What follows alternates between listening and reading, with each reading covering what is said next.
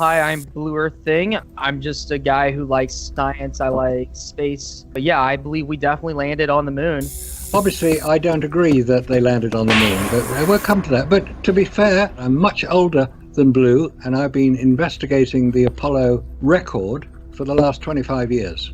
I was around when they allegedly landed on Apollo 11, and I was in London then, watched it on my little black and white television, and was really captivated by the whole emotion of the event. It was a spectacular broadcast for a start, and it was also a spectacular achievement, which is what I thought for about 20 years. I thought, bloody hell, what an incredible thing to do, land a man on the moon. I mean, this is epoch-making.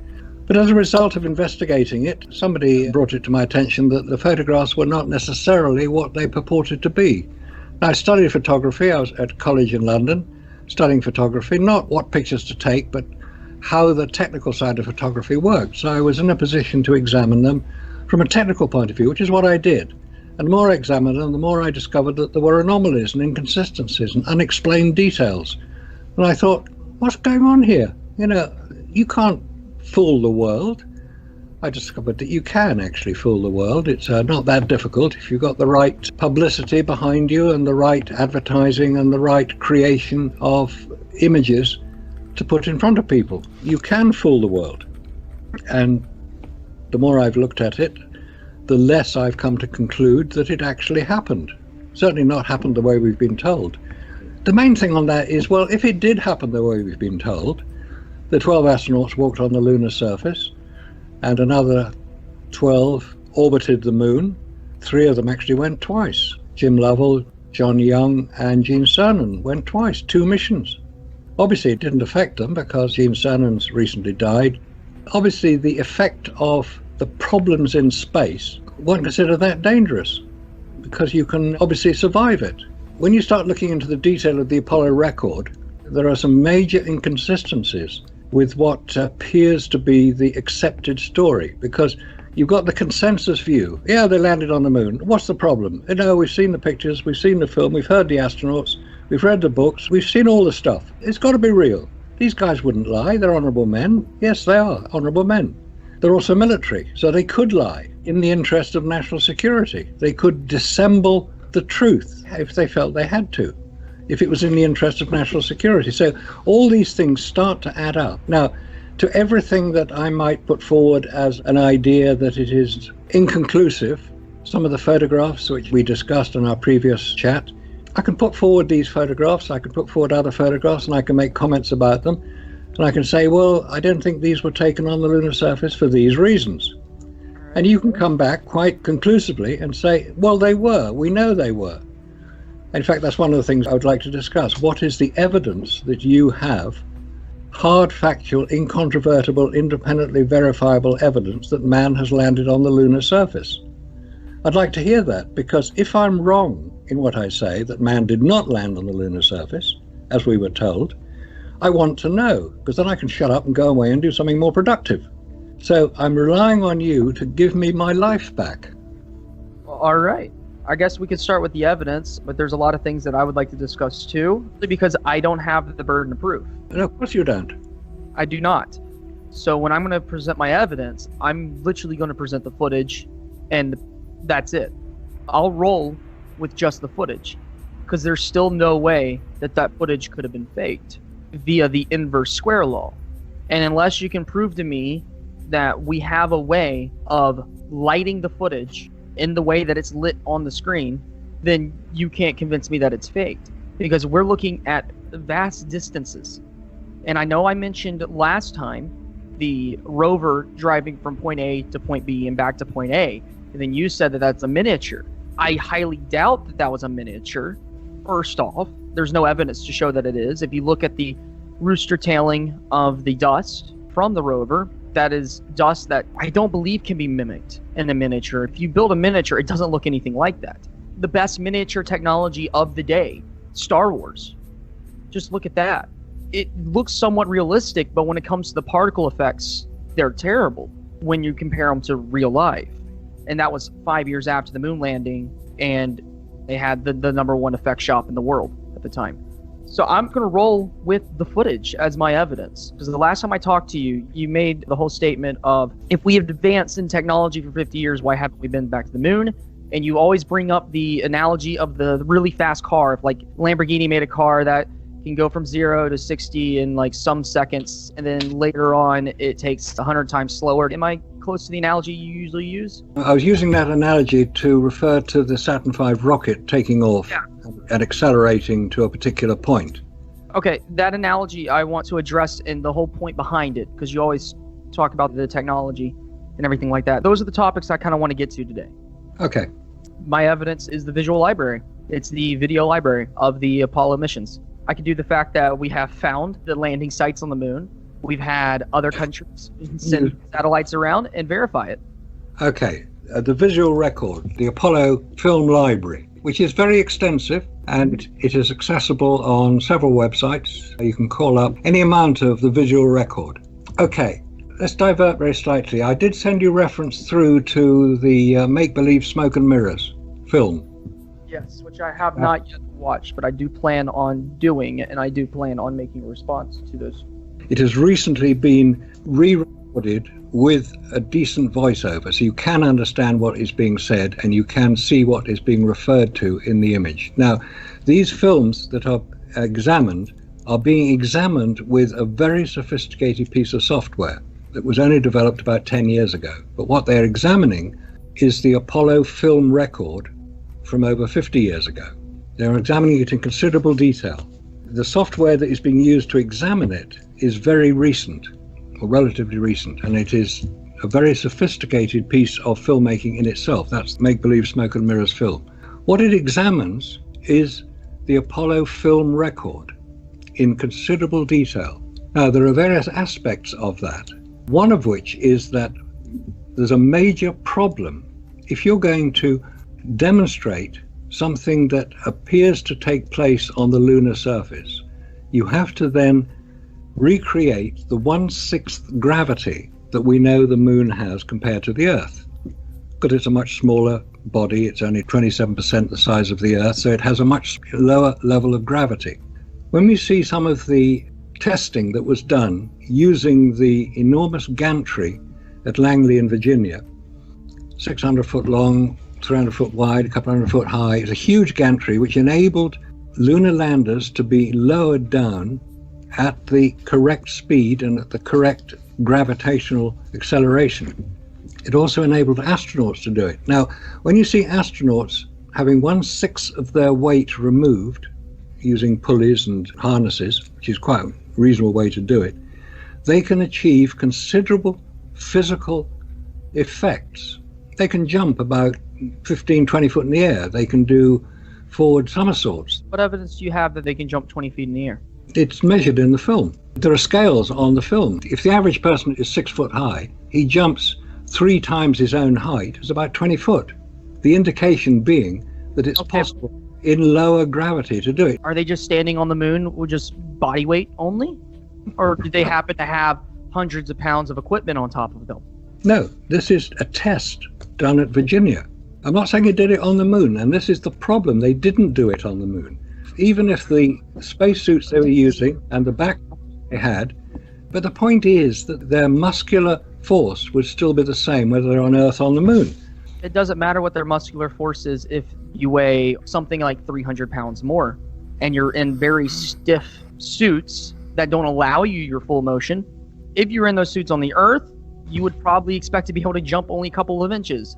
So we expect them to jump only a couple of feet up on the moon. I don't see what the problem is. We don't expect these guys to be jumping 20 feet in the air, doing somersaults or anything like that. We expect them to really be able to barely move. First off, because these suits are very stiff. They were about as good as they could be back then. Just a slight aside on here. Bear with me, it will illustrate a point. Do you have a particular sports team that you support? Baseball team, football team, motor race team? I mean, if you talk about baseball, we have the Atlanta Braves. Talk about hockey, you got the Nashville Predators. Talk about basketball, go back to UAB. Talk about football, UAB. Talk about racing, Mark Martin and Red Farmer. There you go. All right, there's all my favorite major sports. That's good. You've got favorite teams that you support, obviously people that you consider to be better than other teams. Otherwise, you wouldn't support them. And maybe they don't win. All right, from my point of view, I support football team. I support Liverpool Football Club because I used to live near Liverpool.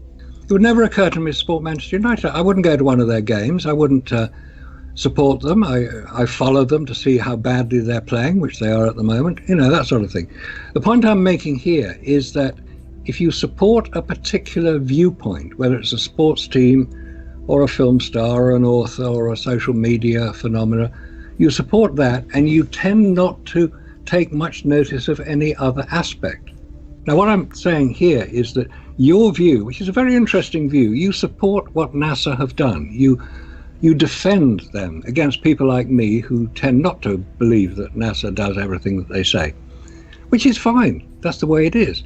Whether I can confirm and verify what I'm saying, you will disagree. Can I confirm and verify everything that you say? I don't know. But I will make an effort to disprove what you say. It's the difference between confirmation and falsification. There's no end to that discussion. It will go on forever because each person has their own particular viewpoint to support and to maintain that they are correct. You said at the beginning, it is not incumbent on me to prove myself right. It's incumbent upon me to prove my position, which is fine. I'm challenging the consensus view. Yeah, it's true. I'm a NASA fanboy. But I came to the conclusion that we landed on the moon way before I became a NASA fanboy. Right. So the evidence you produce in support of that is the Apollo film record. And the lack of evidence to say that we didn't. Okay, lack of evidence. Well, obviously you need to listen to me a little bit more. But that's another story. You also mentioned the Lunar Reconnaissance Orbiter photographs of the lunar landing sites. Yeah, specifically the ones from China. Yeah, I'd be interested to see that because I've never seen any of the Chinese photographs or the China orbiter photographs claiming to be the Apollo landing sites. I've seen the Lunar Reconnaissance Orbiter photographs, and there are always stories about how the Chinese confirmed the Apollo landing sites, but I've never seen the photographs. So if you can find them, I'd love to see them. And the Japanese as well, because they claim to have done it also. Back to the spacesuit real quick. The suit weighed about 310 pounds total. If the astronaut was weighing 175 pounds, because that's a reasonable thing to say, then you would have a total weight of 495. That's on Earth. That's not on the moon. That's 495 on Earth. If you divide that by 6, you get 82.5 pounds. I don't know about you, but your average 10-year-old boy weighs 82 pounds, and I don't see him jumping up in the air doing somersaults and stuff like that. Okay, fair enough.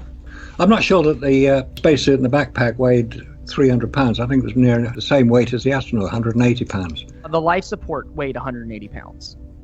The shuttle suit, including the life support system, weighed 310. Where is that evidence? Are you sure that's the Apollo suit, not the ISS suit? The outside suit is the same one for the Apollo and for the ISS. They were the same brand of suit.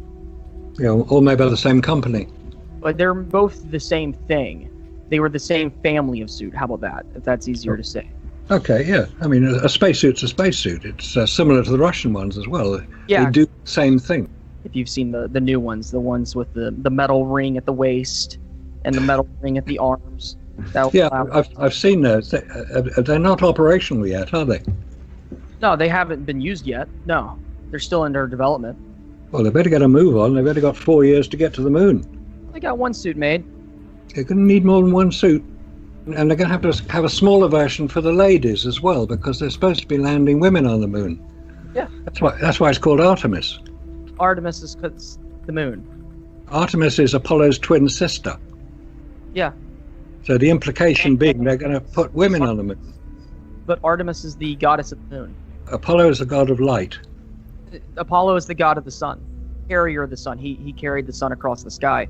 Artemis was the goddess of the hunt and goddess of the moon. Depending on what you said, there's like 2 different goddesses of the moon in the Greek mythology. The Artemis program, they got 4 years to get to the moon. They better get a shift on, guys, because they haven't got a rocket yet that works. They haven't got a lander designed or built. They're testing the rocket. Well, it's been delayed until spring of 2021 due to coronavirus. The SLS is coming along nicely. In fact, my roommate has seen bits and pieces of it. including the Orion capsule, and been up and close and personal with the fuel tank that was going under the stress testing. Take lots of pictures, put them up on the website. I'd love to see it. In fact, I'm following it. I follow quite a few people online on the launch, because obviously it's more difficult for me to get over to see the launch than it would be for you. One thing about the SLS, basically the replacement for the Saturn V rocket. Yes. The SLS. So it's been around for about 10 years. It was following the cancellation of the Constellation program. The one thing that survived from that was what became the SLS, the Space Launch System.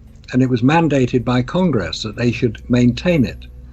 Because Congress were a bit pissed off with Obama for cancelling the Constellation program, because they put a lot of money behind it, so they kept it there. The SLS, on paper, it looks very impressive.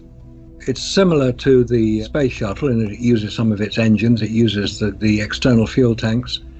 So if the SLS is the rocket that is claimed for it, it has the achievement, it's actually not as powerful as the Saturn V rocket was. It doesn't have the same power, can't launch the same amount into lunar orbit, slightly less, which is a bit of a drawback because the Saturn V could put 48 tons into lunar orbit.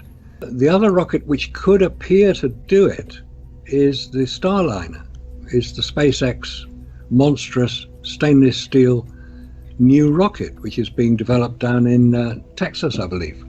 But that has a major drawback in that it can't launch sufficient weight to go into lunar orbit without being refueled in low Earth orbit, which seems a bit of a drawback, because launching fuel to refuel a rocket is a very dangerous undertaking. It's not easy to do.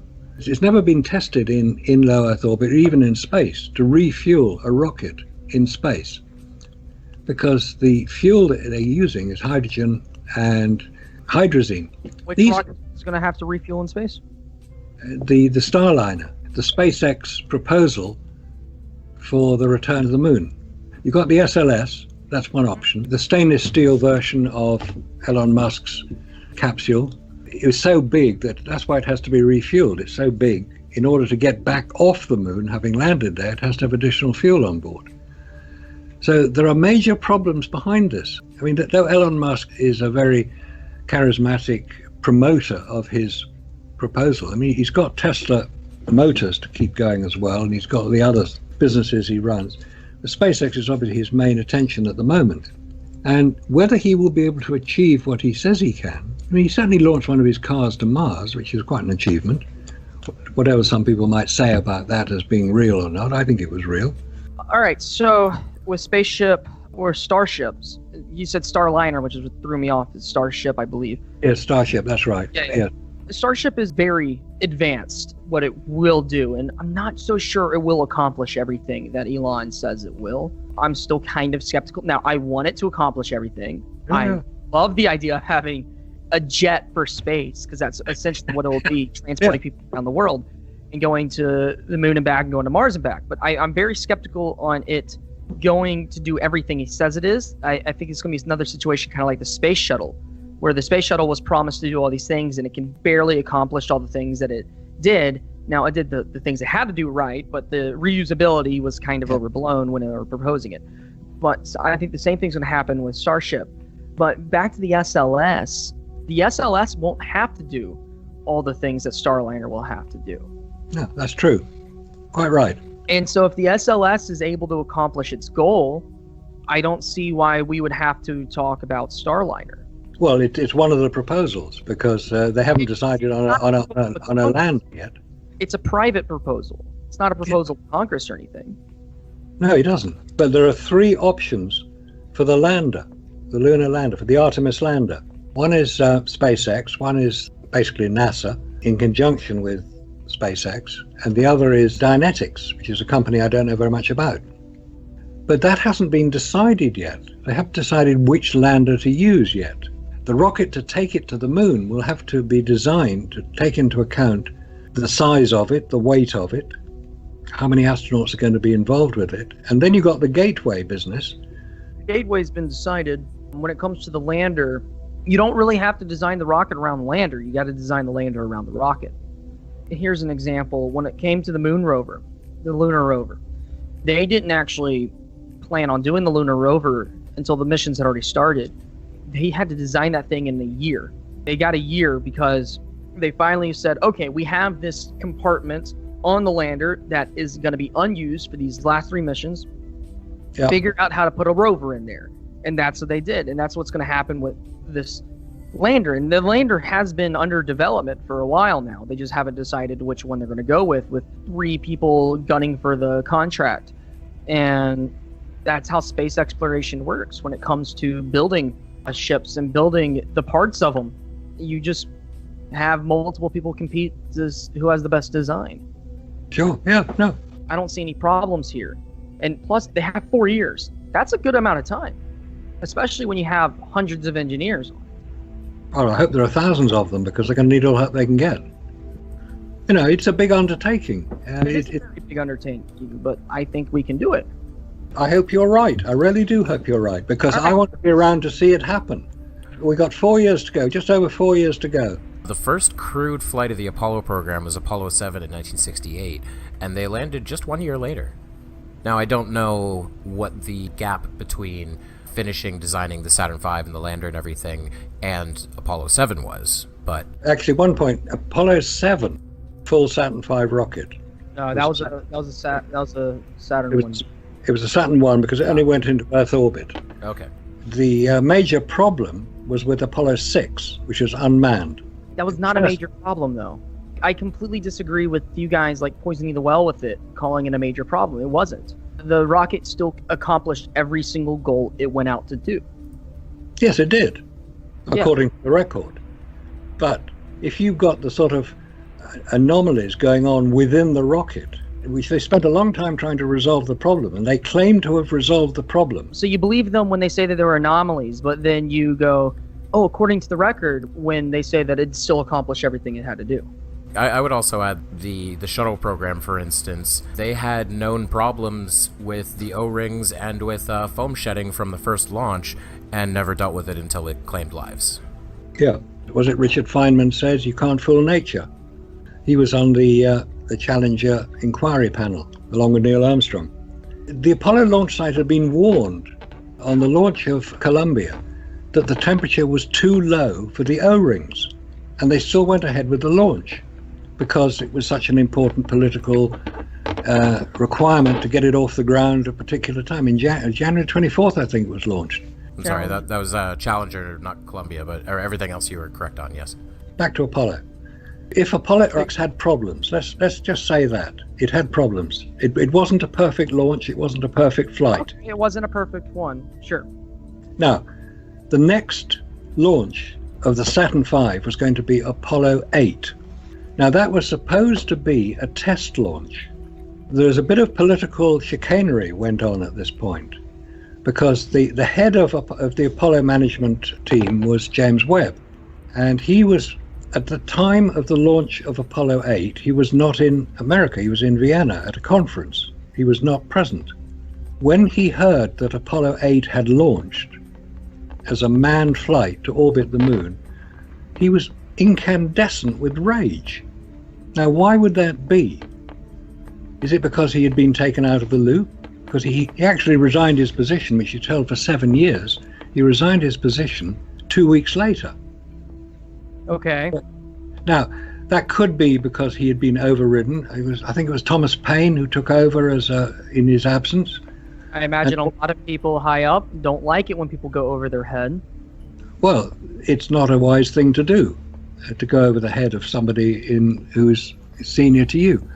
James Webb was held in a very high regard, not only by NASA, but by the politicians he was dealing with, because he dealt with John Kennedy as well, and was trying to persuade John Kennedy in 1962 to try to scale back the whole idea of it being this plant a flag, collect rocks, come back from the moon stuff. He said, we've got to get a bit more scientific about it. He was trying to persuade Kennedy to row back on his deadline, which he'd announced in May 1961. Kennedy, in September 1963, did make a speech at the United Nations offering cooperation with the Soviet Union. Now, whether that implies that there were problems with the development of Apollo, and why bother to do it in competition? Why don't we do it in cooperation? I don't know, because Kennedy was killed about a month later. We'll never actually know the answer unless we can dig out his notes from his presidential library, which seems a reasonable place to start. The point is that why would the head of NASA, a man highly respected within the organization, resign 2 weeks after the apparent successful launch of Apollo 8? It makes no sense. It's because there was a massive amount of competition in which he lost. Well, on the face of it, there was no problem with Apollo 8. It was apparently a very successful mission beyond low Earth orbit, the first time it had ever happened. There is no discussion in the transcripts of any inquiry from Houston. You know, how's it going? How's the radiation levels? You got your meters there. How are they reading? There's none of that. There's no apparent concern about what is going on. The amount of radiation that they would experience on the way there and on the way back is less than the one chest X-ray, than the average nuclear power station worker over a year. No, that's rubbish. Absolute bloody nonsense, and you know it. This is one of those deliberate confirmations of the Apollo myth. There was no problem with radiation. This has gone on for far too long. If that is the case, why did the Soviet Union, when asked when they were going to send cosmonauts to the moon, say when we can ensure their safe return due to the dangers of radiation? They knew there was a problem. It hasn't been solved today. That's why 50 years later, we still haven't gone through. You bring up that guy saying that the radiation is a problem for our situation, I'm going to laugh. If you bring up that video clip, the guy in that video clip talking about us sending guys, I think it was for the Constellation program, I'm going to laugh. No, I'm saying it was the Soviet Union saying it in the mid-1960s when they were asked, are you going to be sending cosmonauts to the moon? And they said, yes, we intend to, when we can ensure their safe return due to the dangers of radiation. Nothing to do with the Constellation program. This is the Soviet Union I'm talking about. They should have known what they were talking about. The astronauts were exposed to approximately 50 to 2,000 MSV, and the risk of cancer caused by ionizing radiation is well documented at radiation doses above 100 MSV. I know all those figures, and I've seen all the reports, and I've seen all the evidence that it's no worse than a chest X-ray, and it's absolute crap. What evidence do you have that it's absolute crap? Okay, when the Orion capsule was tested in December 2014, it carried on it radiation meters, because obviously they want to record what it was going to be. The Orion capsule went 3,600 miles out from Earth, came back again. So it went through the inner radiation belt, not the outer belt, just the inner belt. And those radiation meters, radiation measurement meters, recorded far higher levels than had been expected, which is a bit odd. You'd think that with the Apollo, they would have worked out how much radiation there was, but they hadn't. They change. It changes owing to the energy generated by the sun, because that's where the radiation derives from. In part, it's solar particle events. You've got galactic cosmic rays coming from deep space, which are far more lethal than the stuff coming from the sun, which, you know, was it August the 4th, I think, 1972, between Apollo 16 and 17, there was a major solar flare. And even NASA admit that if the astronauts had been out in space at the time that hit, they would have been killed, because the level of radiation was far in excess of anything that humans could survive. So this problem of radiation, you know, I accept the figures you read out because they're part of NASA's record. I don't believe that NASA are telling the truth about those levels of radiation, because if they were, the question would immediately be asked of them, well, if these levels are so high, how come the astronauts on the Apollo program survived evidently with no problem to their health? Because what radiation does is damage your DNA. Also the reproductive function. No astronaut that allegedly went to the moon fathered a child after his return. They became fathers before they went. The point is that radiation is lethal to humans unless they are protected properly.